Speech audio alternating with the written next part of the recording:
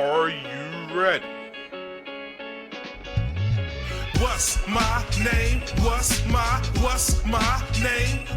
Say Kareem Ali. Say Kareem Ali. You're listening to Are you serious? the Hip Hop Debate Show. Okay, so hear me out. The official podcast of Kareem Ali. In about 2 seconds, Kareem Ali will begin to speak. Talk this out. All right. Kareem Ali TV, the Are You Serious podcast. Gonna, expand upon a discussion that we were recently having. Got my man Slankster Hughes back again. Cam for president. And he proved to us that he should be in the running, and maybe we should get to the polls and vote for this nigga. Joshua Swan going to Black Super Saiyan mode on us today. Hopefully, if you got something to say. And the ignorant Ty Hill. Oh my God. I used to say the ill Ty Hill, but he's a little ignorant sometimes. Listen, I self-proclaimed the title, the ignorant Ty Hill, so it's okay to call me that, brother. Okay, all right, brother. I was gonna call you that anyway, little fella. Not little fella. Come on, nigga, chill out. Little homie, relax. right. That's how I get him. So we were talking about earlier who's the best, MC / artist of this generation of the 2010s, and we talked about Kendrick, J.COLE, and Drake, and those are the guys commercially that represented this era. But if there was a Mount Rushmore and those three were on it, who would be the fourth face on that Mount Rushmore? Who would be the fourth face in your opinion? And there are people that have been big in the last 10, 12 years. You have, Big Crit, you have Joey Badass, you have Big Sean, you have Nicki Minaj. Some people will try to put Wale in that position. Wale would try to put himself in that position. Who would you guys say is the fourth person on the Mount Rushmore of the first three or so? And do you agree with the first three? Cam for president. What say you? Yeah, I'm going to look at it like we're talking about artists to come out the decade. So I would have to put Nicki up there. And then, it would be Drake and Cole and Kendrick. Future's the only other name that could really go up there as far as like artists, the impact, the influence, what they did throughout the decade. But I think Nicki, is the reason that they were really able to hold that Young Money dynasty down and call it a dynasty, because she was the third link. She was the cog that fully helped that machine run. So yeah, Nicki's my fourth face for me. I would actually agree with Nicki Minaj being there as far as artistry and impact. Ty Hill, what would you say? You have something ignorant to say, brother? Look, I'm the one that said Nicki Minaj from the jump. So I told him talked about it before, nigga. What you talking about? Listen, we did. Relax. We also have to keep in mind, right? Although I'm not a fan, Tyler the Creator might have an impact button in there. Tyler the Creator is a very impactful artist for the 2010s. Dope. I'm not a fan of his music, but I can't really go too many places with the younger generation and they not know. I wouldn't put him fourth, but he should be in the conversation. I would agree with you there. Jay Swan. Oh, well, I will put Nicki up there, but for my honorable mention, I would say Pusha T.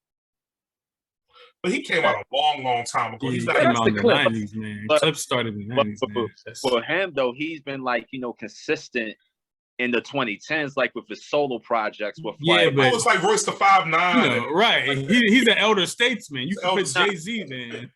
That nigga wrote the fucking McDonald's, what's his name? Ain't no nigga that wrote the McDonald's fucking thing can be inside the conversation for 2010. He wrote the I'm loving it. Yeah. I can't, it's like 92. So God, I'm gonna reject your Pusha T inclusion. Yes, disqualified. We can include Pusha T. We can include Lupe Fiasco. We can include Royce the 5'9". We can include Jay-Z. Come on, man. Pusha T also wrote the Arby's shit, and we don't even know where the fuck the Arby's is at in the 2010s. I saw Arby's the other day somewhere in Westminster. I had to drive back in time to find it. I mean, if we're saying that, we could even include a Jay Electronica, because he's technically been out since way before this. He just wasn't signing the rock yet. Bush is consistent. Jay is not. Jay Electronica is not. Yeah, That's but what I'm just No, not but I'm saying consistent. both of them are disqualified because they predate this era for sure. just because you're Push it. making music, consistent music now, doesn't mean you should qualify for this list because they're not impacting this era in the same way. They're not in the same age group or generation. Pusha T is in the previous generation. I get Because that, but, Does but as a 2002. solo artist, though, as a solo artist, it's As a solo. solo artist, he's not consistent. We That got to nigga get been- that out the way. What? He that dropped, nigga been like, solo since like 3 years. 2004 though. The Malice went gospel like what 2005. He Yeah, had like that 3 album. albums come out in the last like 14 Yeah, but albums. Yeah. oh, what is it? 2013. So why That not?